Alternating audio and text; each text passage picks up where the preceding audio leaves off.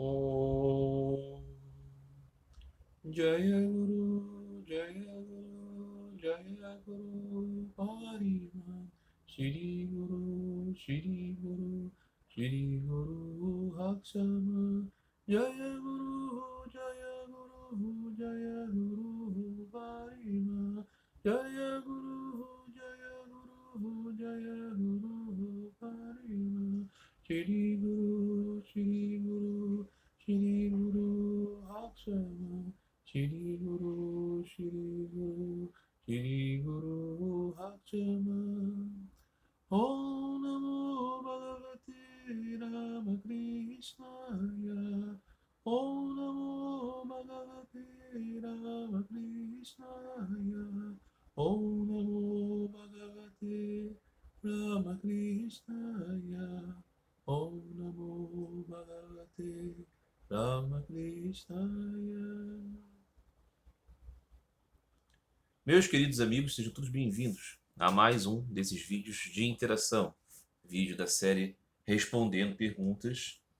Vídeo que serve como modo de conversar com vocês, né?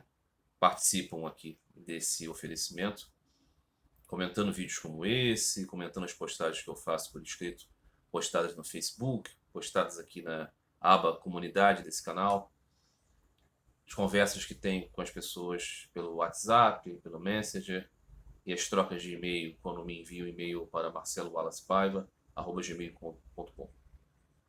Então, dessas conversações surgem os tópicos aqui que são expostos nesses vídeos. Então eu incentivo todos aqueles que queiram participar dessa conversa para enviar também as suas questões, não é? Para que venhamos conversar aqui sobre esses temas. E é sempre importante dizer que a consideração das pessoas pode ser sim crítica, pode ser um questionamento, pode ser uma contraposição àquilo que eu já disse aqui, e sobre ideias, de modo geral, não há nenhum problema sobre isso. A única coisa que eu definitivamente evito de dar, né, continuidade é um tipo de conversa no humor da animosidade, né? Então, assim, o parâmetro básico é: sempre que você for conversar com alguém, a melhor conversa, a conversa positiva, é aquela que você respeita a pessoa, considera que ela é uma pessoa sã, que ela é uma pessoa intelectualmente honesta, e que ela, né, é uma pessoa que tem a capacidade cognitiva como a sua, né? Se você considera que a pessoa é um burro, que a pessoa é um maluco, que a pessoa é um safado, não tem associação com essa pessoa, não é? E da mesma forma, né, não se permita, né, diálogos com quem considera você assim. Por quê? Porque nada de bom vai sair disso. É preciso haver, primeiramente, um acerto a respeito dessas coisas. Não significa dizer que a gente concorde com a pessoa. O que acha todas as ideias das pessoas inteligentes e sãs.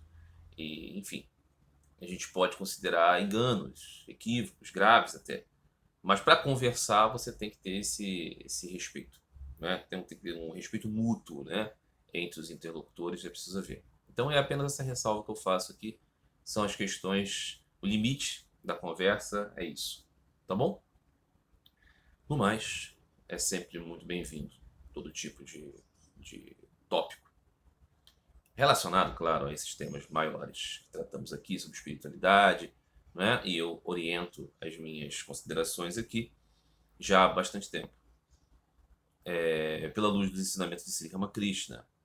Então isso é um parâmetro também para que entendam, né, qual é o sentido dessas minhas transmissões. Muito bem, meus amigos. No último vídeo que fiz dessa série, eu estava desenvolvendo uma questão, uma pergunta que foi feita para mim, mas acabou que o vídeo foi cortado no meio, porque eu não calculei direito aqui a memória aqui desse aparelho com que faço as filmagens. E hoje vou dar continuidade, então, repetindo a pergunta e tentando desenvolver aqui da melhor forma possível, tá bom? Não sei quantas questões conseguirei tratar hoje aqui nesse vídeo, mas eu espero tratá-las com o máximo de atenção, né, a cada uma dessas questões. Muito bem, meus amigos, vamos lá. Primeira questão de hoje. Vi o senhor falando em um vídeo que, como almas, somos femininos. Poderia explicar? Eu preciso pensar em Deus como meu esposo? Muito bem. Bom, primeiro, da perspectiva que eu trato aqui, não é? Que é a perspectiva, sobretudo, védica, sobretudo vedântica, né? Vedanta é aquele conteúdo, né? Upanishads, Brahma Sutras e Bhagavad Gita. E, sobretudo, a interpretação dessa cultura religiosa, dessa cultura escritural, digamos assim, essa tradição espiritual, a partir do viés, orientação, ensinamentos de Sri Ramakrishna Paramahansa. Então, o que eu vou dizer aqui tem a ver com isso, né? É claro que existem outras interpretações, outras maneiras de conceber. Por exemplo, né? Pergunta é: nossas almas, a natureza de nossas almas são femininas? Como é isso? Eu tenho que conceber Deus como meu esposo. Na perspectiva, por exemplo, cristã, que é a majoritária aqui, né, dentre as perspectivas filosóficas religiosas dos brasileiros, a ideia é que na concepção, quando nossos corpos são constituídos pelo material genético dos nossos pais, a nossa alma é infundida. E essa alma é a nossa alma sempre relacionada com esse personagem que surge aqui, com o nosso corpo.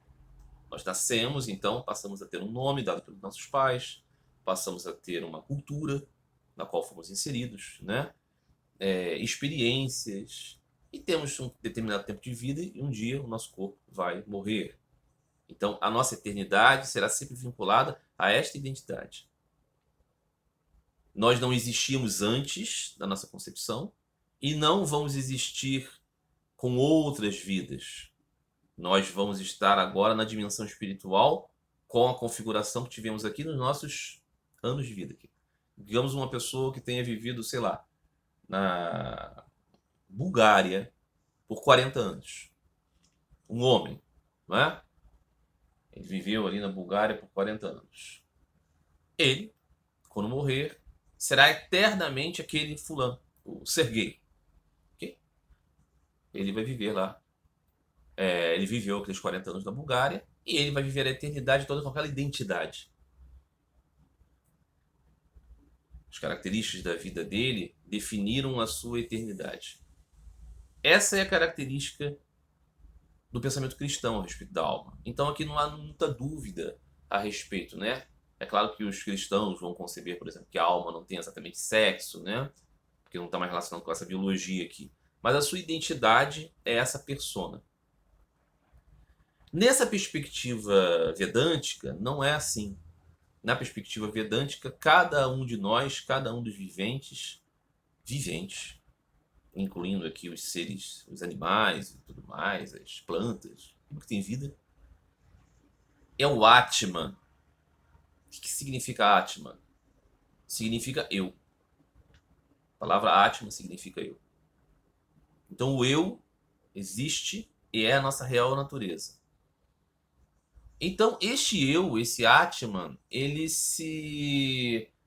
toma formas, corpos, mentes e vive num cenário transitório. Ele, o Atman, é eterno. Ele, o Atman, não é transitório. Mas ele se liga à transitoriedade dos corpos, mentes e cenário. E nessa experiência,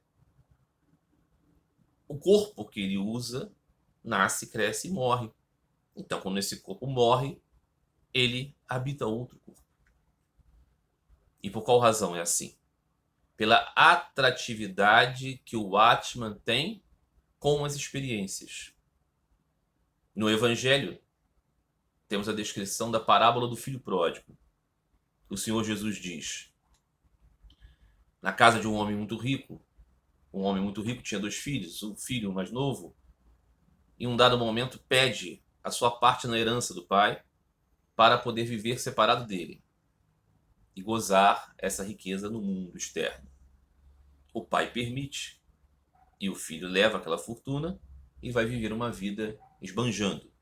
Em um dado momento, essa fortuna acaba e ele passa por muitas agruras. Nesse momento, ele pensa: na casa do meu pai, até os funcionários mais pobres viviam muito bem, então eu vou voltar para lá. Eu já perdi a minha condição de filho, mas eu vou pedir uma vaga de emprego lá com ele. Ele retorna. No meio do caminho, o pai o intercepta, porque eu estava observando.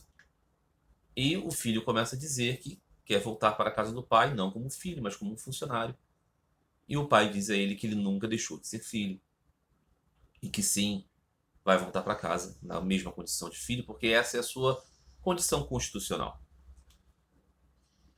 O objetivo desta parábola do Senhor Jesus é dizer que nós nos afastamos da comunhão com Deus pelo desejo das experiências além dessa comunhão, da transitoriedade.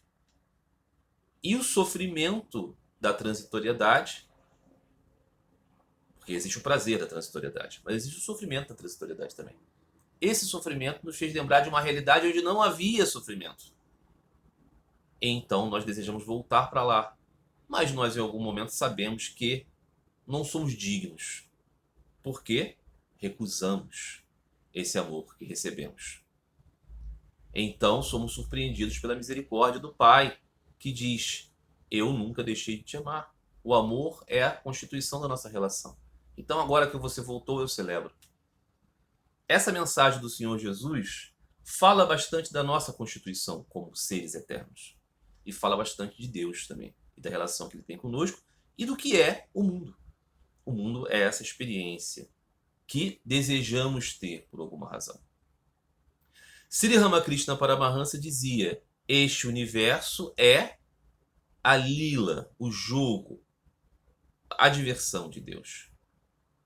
Ele nunca está sofrendo, nunca está atado, nunca está angustiado com nada.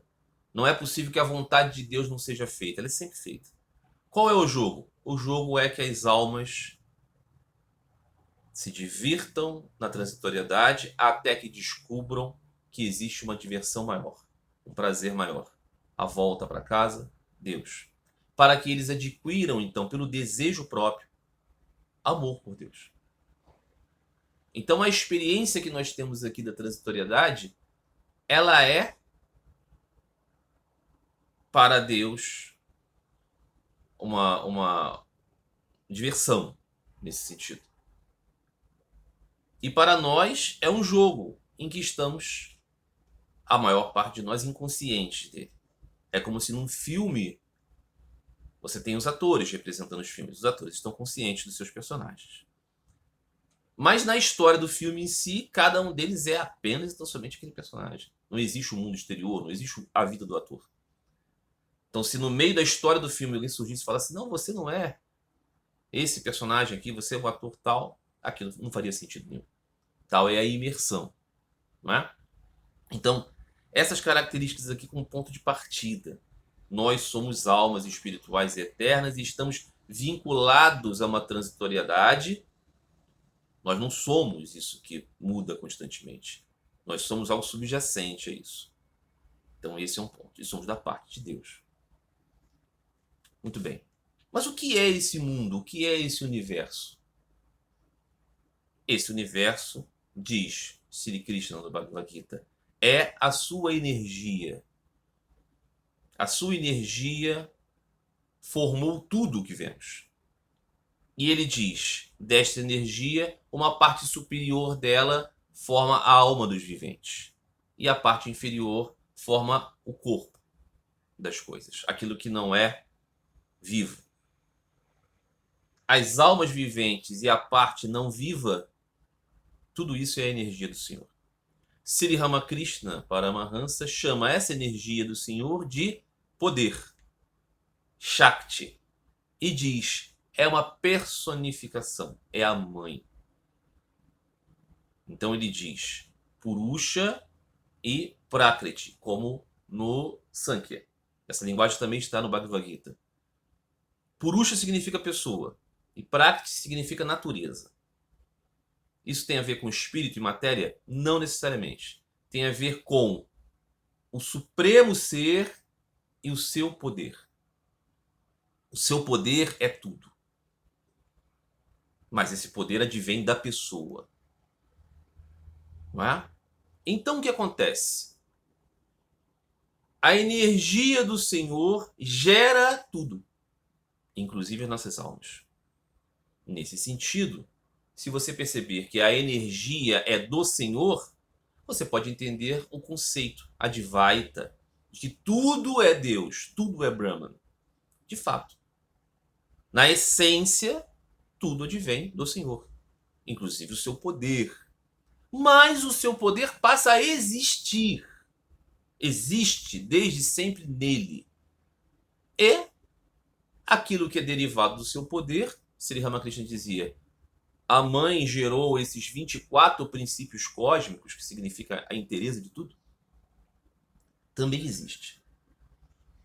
Então, o universo fenomenal, que sempre muda, as nossas almas viventes e eternas, a energia que gerou tudo isso e o ser que gerou essa energia, existem.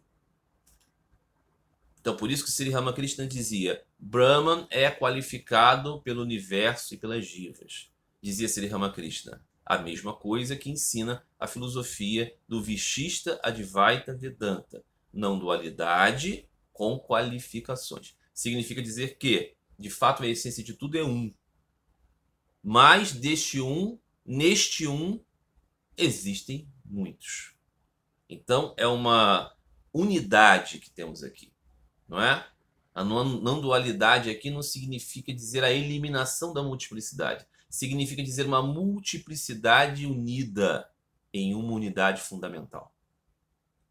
Muito bem. Então o que acontece? Sri Krishna no Bhagavad Gita diz: eu sou o conhecedor do campo em todos os campos. O que significa dizer isso? Significa dizer que ele é o controlador interno, o Paramatma. Ele, a sua energia gerou tudo e ele passa por esta energia no coração de cada vivente, ele está, em cada átomo ele está. Então, ele é o conhecedor de cada campo, de todos os campos. Isso significa dizer que ele é o que infunde eternidade, vida eterna, existência propriamente dita, na sua energia. Porque ele é Sat Chit Ananda. Sat Chit Ananda Krishna. Não dual Krishna é existência, consciência e bem-aventurança como fonte. É isso que o Purusha é. Então o Purusha é o vivificador da sua energia. Ele perpassa tudo. Vishnu é aquele que tudo permeia. Então ele está na sua energia. Nesse sentido, nós podemos dizer que a energia é o terreno. O Purusha é a semente. Então, nesse sentido, nós podemos dizer seminal. Quem insemina é o macho e o inseminado é fêmea. Então, a nossa natureza advém da Prakriti, da Shakti do Senhor. A nossa natureza é, por definição, advindo do feminino. E a essência de nossa existência advém do masculino. Não é? Então, esse conceito está presente em muitas tradições de muitas maneiras. Não é? A nossa semente, a fonte e a base. Então, nesse sentido, nós podemos dizer que a constituição de tudo que adveio de Deus é feminino.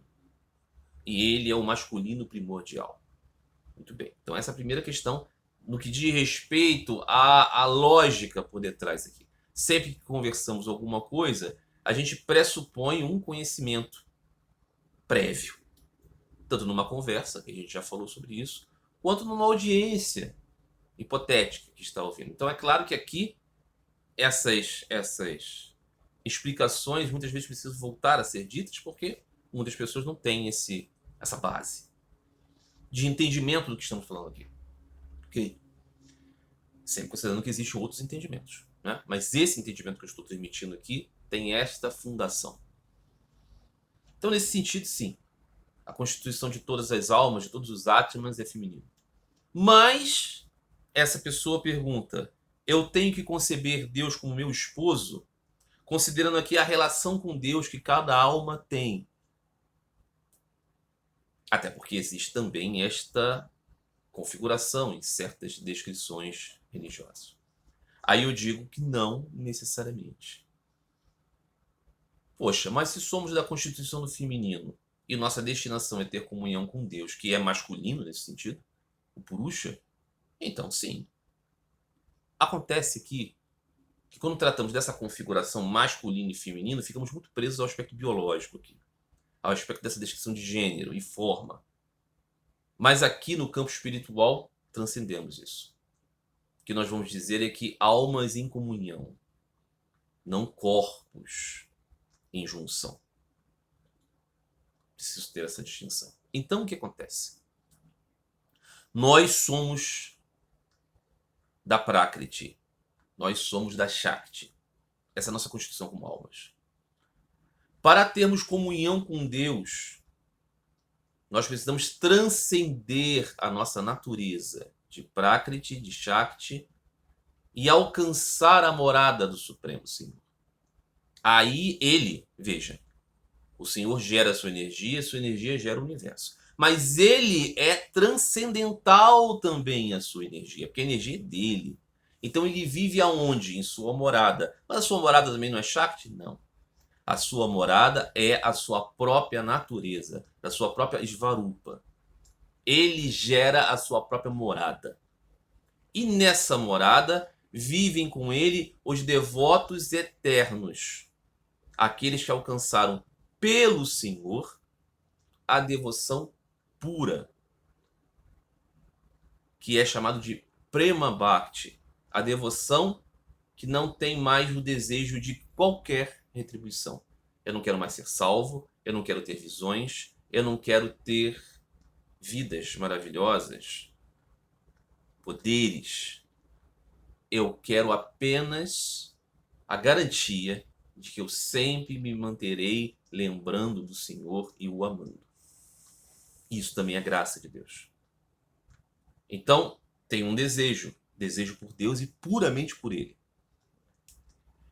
Quem alcança a alma, o Atman, que alcança esta dimensão, recebe do Purusha a possibilidade de transcender a sua própria constituição e se tornar também um Purusha e viver na Svarupa do Senhor, na sua natureza, em sua morada eterna. Então isso é o além do além. Ok? Essa condição alcança a alma que tem como meta o Senhor.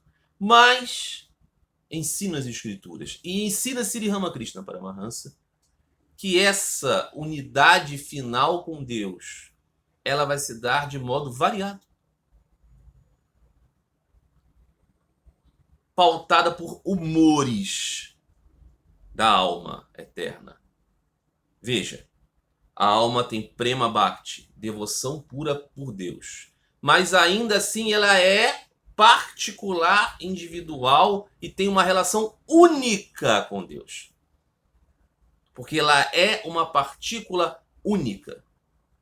Então significa dizer que no Srimad Bhagavatam, o grande Purana, que descreve as encarnações de Deus, diz: aqueles que buscam Deus, fascinados pelo seu aspecto impessoal, a natureza de tudo, buscam Deus como Brahman, o absoluto, e desejam então infundir-se nele. Sri Ramakrishna dizia: aqueles que têm a natureza de Shiva, a semente de Shiva, querem uma relação impessoal, amam a Deus, mas tal é o seu amor que desejam até renegar a sua própria individualidade e emergir nele. Veja, É devoção a Deus, é busca por Deus, busca única por Deus, de tal modo que eles querem se tornar parte de Deus. Muito bem. Essa relação é altíssima, essa relação é acima de qualquer mundanidade, essa relação não se confunde com o pensamento orgulhoso, eu sou Brahma. Não. É a completa negação de si mesmo. Não é? Existia um santo muçulmano que corria pelas ruas de Bagdá e dizia: eu sou ele, eu sou ele. Ele não estava querendo dizer que ele era o próprio Deus, estava querendo dizer que ele era tão destituído de si que agora Deus, através dele, se manifestava. Ele não foi compreendido assim. Ele foi compreendido como um herege que estava querendo se dizer Deus. Mas não era esse o fundamento da sua renúncia. Esses alcançam Deus pelo seu aspecto absoluto. Mas essa comunhão com Deus é uma comunhão destituída da relação. Porque a pessoa se desconsiderou até mesmo como um indivíduo para se relacionar. Então ele meio que participa da glória de Deus, mas não interage. Sri Ramakrishna dizia: Bhakti é como a mulher. Ela entra nos aposentos do amado, enquanto discernimento é a antessala.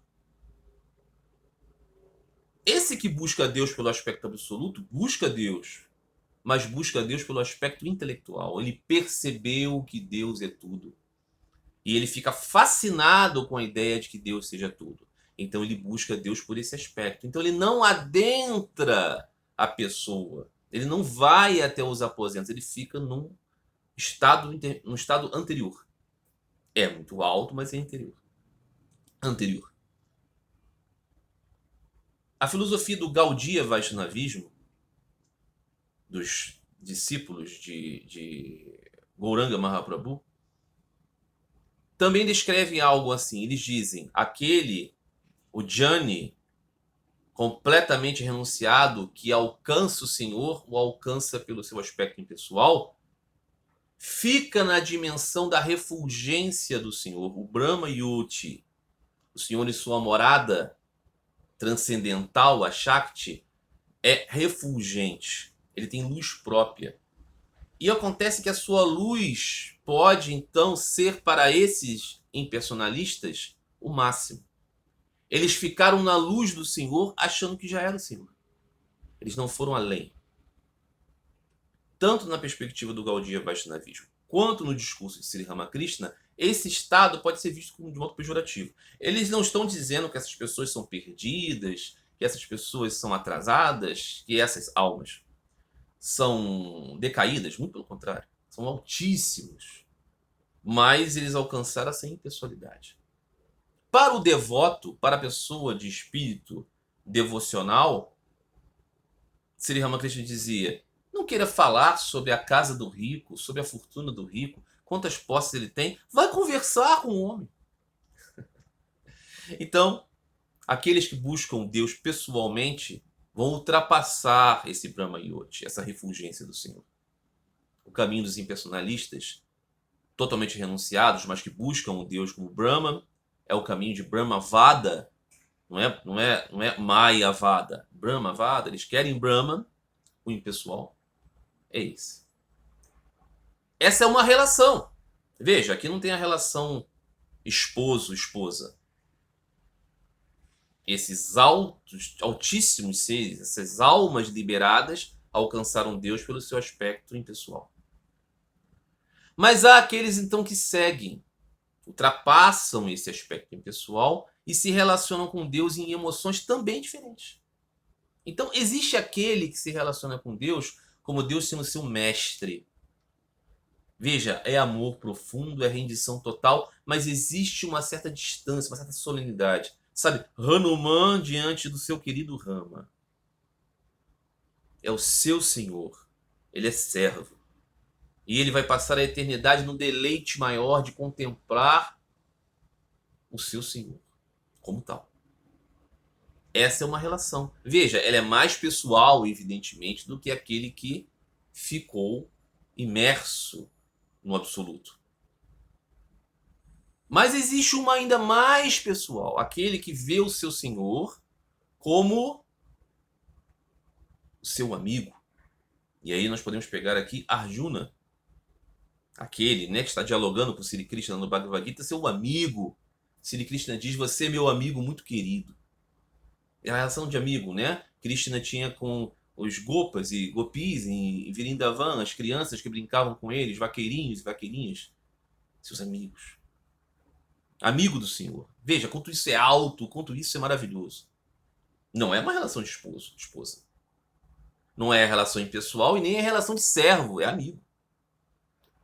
Só que nós temos uma relação ainda mais próxima, que é a relação pai e filho, na qual você toma o seu Senhor como seu filhinho. Alguém pode pensar, como isso é possível? Pensem na lila do Senhor Jesus aqui, o menino Jesus da Virgem Maria. Imagine a dimensão desse amor que Maria tinha pelo seu menino, que era o seu Senhor ao mesmo tempo. E ela sabia do seu coração. Alguém pode imaginar a grandeza dessa relação? Não é? E a Shri Krishna abriu a boca do seu filho para ver se ele não estava comendo uma terra e viu o universo inteiro. Ela sabia que o seu menino era o Divino Senhor, cultuado nas imagens, e ao mesmo tempo era o seu menino, a qual ela pegava. Isso pela eternidade é uma relação de almas puras. Sri Ramakrishna dizia: o meu estado espiritual é do filho, eu quero ser o filho. Também uma relação, ser amado eternamente por Deus como filho. O Senhor Jesus dizia: sou filho. Não é? E existe aquela relação do amado e do amante. E aí eu digo, né? Pensem aqui nessas emoções e não na materialização disso. Não é que você vai ter essa relação carnal. Mas quando pensamos aqui no amor romântico, quando temos essa experiência na vida de ficarmos apaixonados, sabemos que é um arrebatador sentimento. Imagine isso direcionado ao seu Supremo Senhor. Essa energia, essa bava, essa emoção estabelece um relacionamento, uma rasa própria. Mas todas essas são rasas das almas liberadas, puras, que têm amor puro pelo Senhor. Desde a mais impessoal até a mais íntima. Porque a relação romântica é íntima, né? Íntima. Mas aqui seria um erro se caracterizássemos isso visualizando tudo com um aspecto muito carnal. Porque tudo isso é espiritual e transcendente a tudo. Esse é o ponto. É grande demais esse assunto. E por isso é um erro também que venhamos a desenhar isso na nossa cabeça.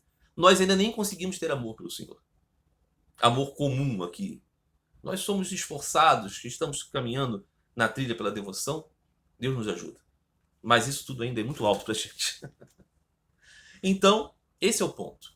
Não é? Sri Ramakrishna Paramahansa manifestou aqui no mundo várias bhavas. Em um dado momento de sua vida, ele era muito querido pelas mulheres da vila e tudo mais, e ele estava sempre com elas, e os homens diziam: olha, mas você está, né, um rapaz e tal, não pode. Então Sri Ramakrishna adotou a posição das moças, das mulheres. Se vestia como elas. Então seria uma delas, eu seria uma das gopis de Krishna. E ele assumiu a personalidade, o humor, os trejeitos, a fala. Eu lembro que quando eu era cristão ortodoxo, eu li isso sobre a vida de Sri Ramakrishna, numa leitura apologética para criticar, para condenar. Eu achei aquilo horrível. Falei: homossexualidade, isso é indecência. É evidentemente que eu estava cheio de limites da minha compreensão, que também era causada pelo desejo de refutar aquilo que me atraía muito. Você sabe, as pessoas que estão no armário, né? Eu era um pouco assim, né? E aquilo mexia, né, com a minha emoção. E depois eu fui perceber que não se tratava de nada sexual. Era a identidade como uma emoção. Sri Ramakrishna, depois de um tempo, se identificou com a bhava de Hanuman. E foi quando ele largou o seu cordão bramânico, a roupa, e vivia numa árvore como um primata, como um macaco. Alguns devotos mais exaltados chegaram a ver uma cauda em Sri Ramakrishna. Tal era a intensidade da sua experimentação. Ele teve uma guru tântrica Vaishnava Tântrica, que ensinou para ele várias metodologias e concepções daqueles que buscavam perceber Deus além da dualidade. Você sabe que essas práticas tentam fazer as pessoas contemplarem aquilo que é considerado sujo para ver subjacente a isso. Mas Sri Ramakrishna dizia: o meu limite é a relação mãe e filho. Então ele nunca ultrapassou isso. Ele dizia: a minha bhava não é Madhurya bhava, aqueles que têm uma relação com Deus como amante amado. A minha bhava é a de filho. Então, aí temos um humor espiritual estabelecido. Nós temos, por exemplo, as santas cristãs que se viam como esposas de Cristo. É claro que isso não tem a ver com sexualidade. Não pense assim. Não pense na relação de Krishna com as gopis como a relação de um homem e várias mulheres. Não é isso. São as almas unidas à sua fonte. Ok? Me estendi bastante aqui nessa questão, porque eu acho que ela é, sim, fundamental. Ok? Muito bem. Segunda questão de hoje. Um amigo perguntou: em Marcos, Evangelho de Marcos, capítulo 12, versículos 41 e 44, e também no Evangelho de Lucas, capítulo 21, versículos 2 e 4, fala-se de uma viúva pobre que colocou na caixa de dinheiro tudo o que ela tinha para viver. Que eu me lembre, no Antigo Testamento não existe menção sobre essa caixa de dinheiro. Que caixa de dinheiro é essa? Essa caixa ficava onde? Perto do Templo de Jerusalém? Eu sei que a lei mosaica, as viúvas pobres tinham direito a receber dízimos, alimentos do povo, como está em Deuteronômio 14, 28 e 29. A minha dúvida é: que dinheiro é esse que essa viúva tinha? Qual seria a moral da história dessa passagem? Então, esse amigo cita dois evangelhos, pois os evangelhos, né, os sinópticos, têm essa característica, né, os evangelhos de Marcos, Lucas e Mateus tratam de muitos eventos, os mesmos eventos, com nuances, e claro, cada um deles tem seus eventos particulares também, mas então às vezes nós podemos descrever o mesmo evento sobre três ângulos, ou dois ângulos, ou três. Então esse é um deles. Passagem do óbolo da viúva. Não é? Então esse amigo pergunta: nessa passagem, Jesus está observando uma mulher que coloca uma quantia numa caixa de dinheiro e outras pessoas também colocam. Que caixa de dinheiro é essa? Ele diz: não vejo isso no Antigo Testamento. Se está assim no Antigo Testamento, livro de Crônicas, o rei Ezequias, ele concebe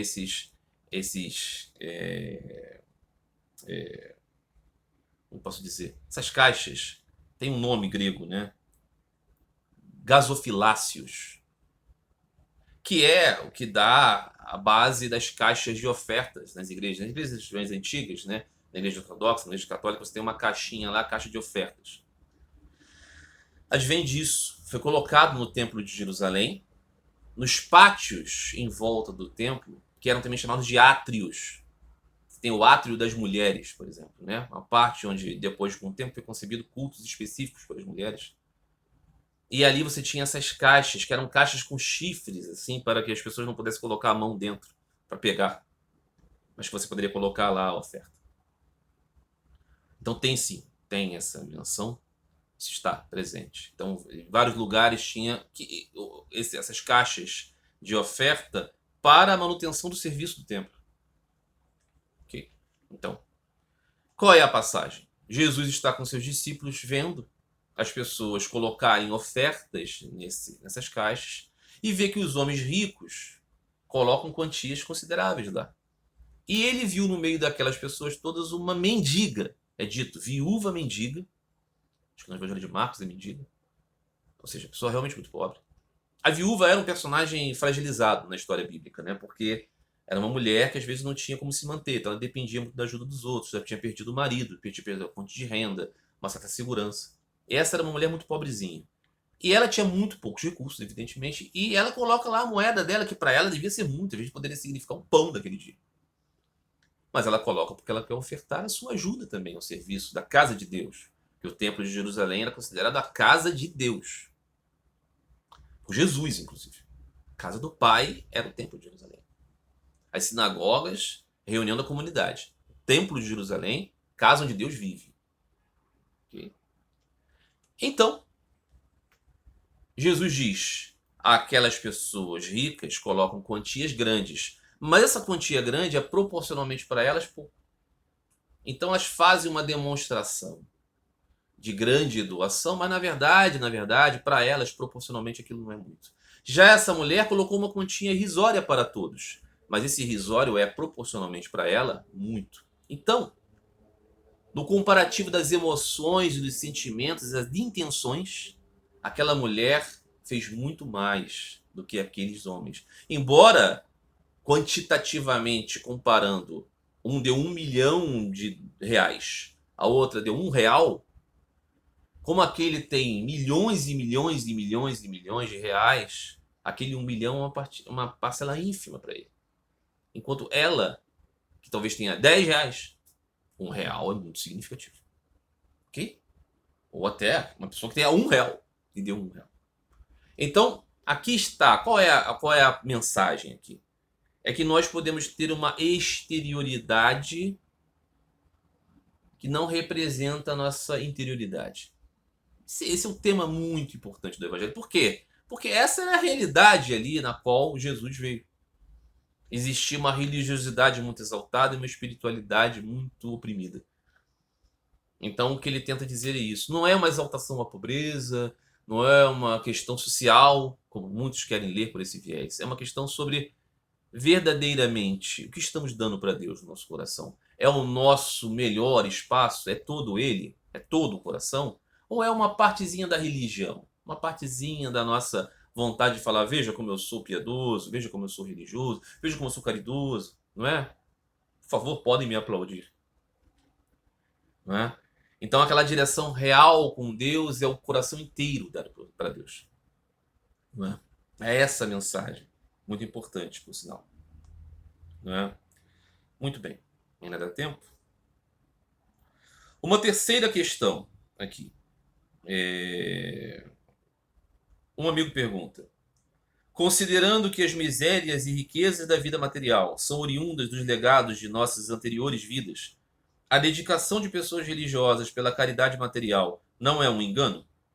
Se a libertação definitiva do cativeiro do mundo é o conhecimento de Deus, aqueles dedicados à causa da religião não deveriam tratar de pregar o aspecto transcendental, deixando as ações de caridade para o jogo dos profundamente atados no caminho do mundo, ou seja, os políticos e trabalhadores sociais?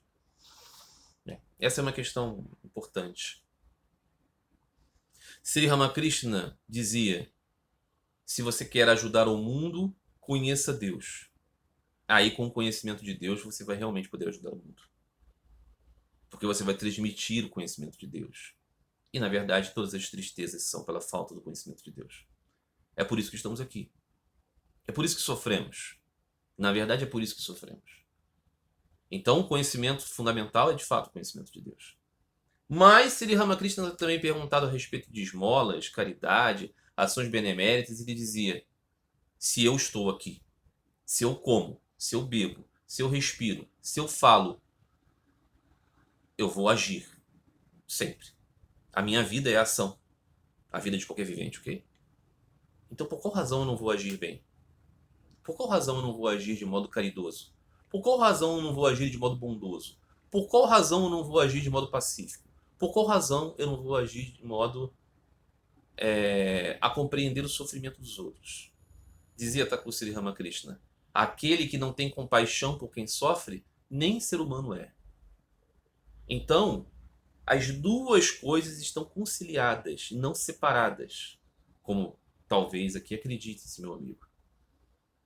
Se eu compreendo que o sumo bonum é Deus, que eu sou uma parte dele, eu o busco com todo o meu coração. Mas isso não me impede de escovar os dentes, de tomar banho, de me alimentar, de tirar a roupa da corda, né? Vai chover, eu não quero que ela molhe. Tudo isso eu faço. Por qual razão, então, eu não vou alimentar o faminto, vestir o nu, visitar o preso, o adoentado, acolher o estrangeiro, abrigar o desabrigado? Por qual razão eu não vou fazer isso? O que eu devo buscar fazer é entender que, de fato, os corpos todos morrem, esse mundo é transitório, nada disso aqui é substancialmente eterno, os países desaparecem, as culturas desaparecem, as identidades transitórias são transitórias. Mas eu devo entender que o Senhor Todo-Poderoso e Bendito, que eu adoro no meu coração, vive também no coração de todos os outros. Então eu busco servi-lo através do serviço aos outros. Ainda que eu não esteja o vendo nos outros, eu devo levar a minha mente a essa contemplação. Então o serviço caritativo, ele não é um serviço de pessoas alienadas necessariamente. Pode ser. Existem pessoas que são alienadas do pensamento de Deus e que são grandes trabalhadores do campo social. Eles acreditam mesmo que vão conseguir salvar o mundo. Não vão. Evidentemente que não. Sempre vai existir essa dualidade, essa multiplicidade de experiências. O sofrimento, a dor, sempre vão estar juntos com o prazer e a alegria e essas coisas. O que não nos impede de tentar fazer o melhor sempre. Né? Então devemos. Eu lembro que certa vez, né, eu estava... Um amigo, conciliado a essa questão, um amigo perguntou assim: às vezes você quer ajudar alguém e você promove força para a pessoa realizar o mal. Um amigo me disse assim: tem um sujeito onde eu moro que ele é assaltante, ele rouba pessoas. E aí ele pede comida. Eu vou dar comida para ele ficar forte para roubar os outros? Veja, é claro que a gente sempre tem que tentar ajudar as pessoas. Ajudar as pessoas é fazer o bem para elas. Promover aquilo que as ajuda. Se a gente vai fazer alguma coisa que a gente sabe que as prejudica e prejudica os outros, a gente não faz, porque isso não seria ajuda. Então, se Ramakrishna dizia, não seja irresponsável, faz assim, vai dando assim. Você sabe o que a pessoa vai fazer com aquela ajuda que você vai dar? Calcule. Seja responsável. Ensinamento de Ramakrishna. Eu, por exemplo, eu vivo na cidade de São Paulo, centro de São Paulo. Então, aqui eu vejo, né, a pobreza junto com a riqueza. Miséria junto com a riqueza mais exaltada. E todos os dias que eu caminho pelas ruas, saio para buscar meus filhos, levar e trazer do colégio, ir no mercado, essas coisas, sempre, todos os dias, não há um único dia que se escape. Alguém me pede comida. Diz assim: estou com muita fome, irmão. Você pode me ajudar a comer um almoço? E todos os dias, enquanto Deus me dá essa possibilidade, até hoje o Senhor tem sustentado, eu consigo pagar uma quentinha. Às vezes é R$ 17, às vezes é 21, às vezes é 27, às vezes é 16. Varia, de acordo com a posição onde eu estou. Eu faço isso porque eu sei que aquela pessoa tem fome, embora eu nunca tenha sofrido fome, ok? Nesta vida. Mas eu imagino quanto deve ser terrível. Com isso eu estou resolvendo todos os problemas daquela pessoa? Não. Nem mais tarde eu sei se ela vai comer. Eu não posso fazer nada a esse respeito. Mas naquele exato momento eu posso. Eu sei se aquela pessoa tem bom caráter, mau caráter, se ela estudou, se ela não estudou, se ela é preguiçosa. Nada disso eu sei. Se ela é boa com seus pais, com seus irmãos, se ela violentou alguém. Nada disso eu sei. Eu sei que naquele momento, uma pessoa que é um repositário do Senhor me pediu uma ajuda que eu posso dar e que eu sei que é ajuda. Ah, mas será que ela não vai se fortalecer para roubar alguém? Esse cálculo aqui já é muito exagerado. É uma suposição que eu não posso fazer. É claro que eu não vou dar dinheiro para essa pessoa, porque talvez ela use mesmo para usar drogas, por exemplo. Né? Se eu sei que a pessoa vai usar o recurso que eu vou dar para o mal, eu não dou. Eu lembro que alguns anos atrás eu estava caminhando pela rua do bairro dos meus pais, já era casado, estávamos visitando, e passei assim por uma rua lá na frente, as calçadas assim com as pessoas todas nas calçadas, não, um subúrbio do Rio de Janeiro. Crianças, barraquinhas, essas coisas. E lá na frente tinha um senhor caído no chão, ele tentava se levantar e continuava caído. Para minha perplexidade, ninguém o ajudava. E eu acelerei um pouco o passo, cheguei lá, vi, era um senhor magrinho, um senhor negro, com umas roupas assim, pobrezinhas, ele estava machucado no braço, eu o ajudei, ele estava notoriamente alcoolizado. Eu levantei e falei: o senhor quer ir aonde? Ele falou: ali. Era uma casinha dentro de um terreno, uma meia água assim. Eu entrei com ele, era um quartinho, né? Tinha uma cama, tinha uma cômoda, tinha uma televisão, umas roupas assim meio bagunçadas com um armário. Deixei ele sentado ali e falei: o senhor quer mais alguma coisa? Ele falou: eu gostaria de comer, tô com fome. Eu falei: tá bom, vou ali na padaria e vou trazer pro senhor alguma coisa. Quando saí do quartinho, tinha uma galera assim, fora. E uma senhora me interpelou e falou assim: ó, meu filho, Ele é o bêbado da rua. É por isso que ninguém ajudou. Eu falei, mas ele estava caído, machucado, precisava de ajuda. Está com fome. E ela falou comigo assim, mas você vai fazer o quê? Você vai vir morar aqui para ficar ajudando ele todo dia? Eu falei, não, eu não posso, eu só estou aqui de passagem. Mas eu passei, ele estava no meu caminho. Quem sabe amanhã outra pessoa passe. Quem sabe amanhã a senhora esteja aqui. Eu acho que ela não gostou muito. Mas esse é um ponto importante, não é? Não calcular tanto assim. Então, esse amigo original aqui da questão diz: as pessoas religiosas não deveriam tratar de pregar o absoluto, o transcendente, em vez de se preocupar com as ações sociais. As pessoas que têm busca por Deus devem preocupar-se em buscar conhecer Deus, para depois, então, tentar ajudar a humanidade. Esse é um ponto. Mas enquanto você não conheceu Deus, você vive. E você vive procurando, então, fazer as ações boas, sátivas, puras. Faça todo o bem que você puder.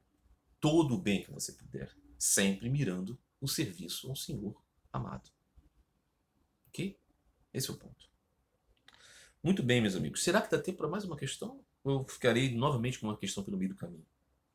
Vamos tentar. Muito bem. Temos uma questão aqui. Acho que dá. Questão. Há pessoas que já entenderam que o mundo não é o objetivo, mas muitas dessas pessoas não desenvolveram devoção amorosa a Deus. Não seria então razoável considerar que para estas pessoas os caminhos de Karma Yoga, Yoga da ação, Jnana Yoga, Yoga do discernimento, Raja Yoga, Yoga da meditação, não é? São caminhos e não Bhakti? Se Deus tem infinitos aspectos, por qual razão ele não seria alcançado por vários meios? Legal.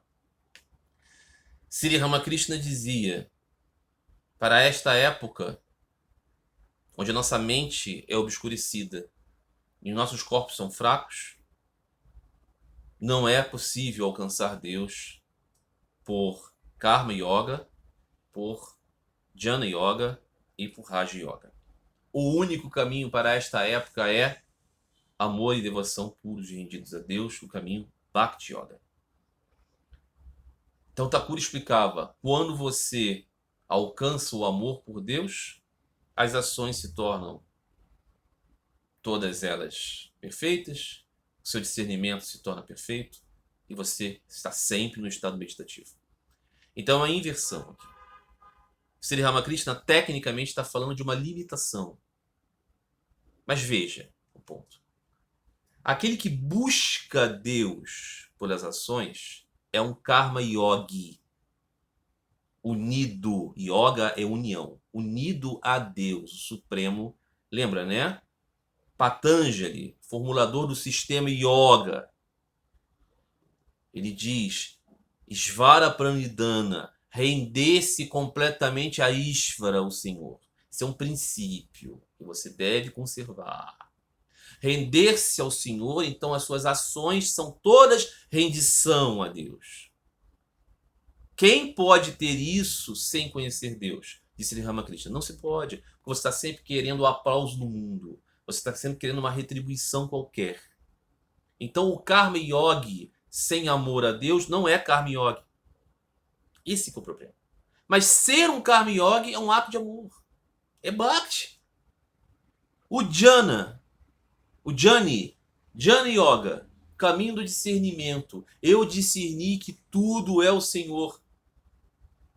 Se você tem amor nisso, é uma busca de Bhakti pelo humor intelectual. Veja, o humor ativo do Karma Yoga, o humor intelectual do Jnana e o humor contemplativo do meditativo, do Raja. Mas todos eles são bhaktas, amantes de Deus. Se você não tem anseio fervoroso por Deus, você nunca será um Karma Yogi, um Jnana e um Raja Yogi. Nunca será. Nunca, nunca será. Só será se você tiver amor. Não significa dizer que você seja um religioso formal. que você tem o tipo de devoção expresso na condição convencional do que se entende devoção. A devoção é um supremo amor lá dentro e anseio profundo, busca por Deus, que você vai fazer com humores diferentes. Pense assim, você tem uma universidade. A universidade tem a cadeira de medicina, de direito, de engenharia, de odontologia, de filosofia. Todas essas cadeiras são dignas e importantes. Só uma pessoa muito tola diria: só engenharia serve. Medicina não. Só medicina serve. Filosofia não. Só filosofia serve. Não. Todos são importantes. É claro que melhor é quando o vocacionado para filosofia faz filosofia, o vocacionado para medicina faz medicina, o vocacionado para engenharia faz. Às vezes o que acontece? As pessoas trocam de curso, percebem que não é aquilo e mudam. E aí é importante ter o quê? Um orientador vocacional, o guru, não é? Que ajuda você a entender qual é o caminho. Às vezes você pensa que é uma coisa. Eu conheço uma pessoa que queria, por exemplo, trabalhar ser comissária de bordo. E ela pensou que um caminho bom seria fazer uma faculdade de letras de uma língua, de um idioma. Não era uma boa orientação. Ela poderia ter buscado certas especializações e um curso de línguas, e não uma faculdade de letras num idioma mais exótico. A orientação ajudaria. A pessoa jovem não sabe. O guru é para isso, né? Para orientar pessoas em busca do seu objetivo, que no caso é o Supremo Senhor. Então, não vamos confundir as coisas. O humor espiritual das pessoas é variado. Uns são mais emotivos, uns são mais ativos, outros são mais contemplativos, outros são mais racionais, intelectuais. Tudo isso é diferença de humor. Mas a meta é Deus. Então, por isso que o caminho supremo é Bhakti. As ferramentas da devoção vão ser bom discernimento, boas ações, capacidade de focar em Deus. Tá bom, meus amigos? Então é isso. 4 questões hoje? Acho que sim. No próximo vídeo, mais questões, ótimas questões trazidas pelos amigos. Fico muito feliz com essa interação. Comentem esse vídeo para que as questões de vocês também estejam aqui. Tá bom? Um grande abraço a todos vocês. Até a próxima. Fiquem todos em paz. Fiquem todos com Deus.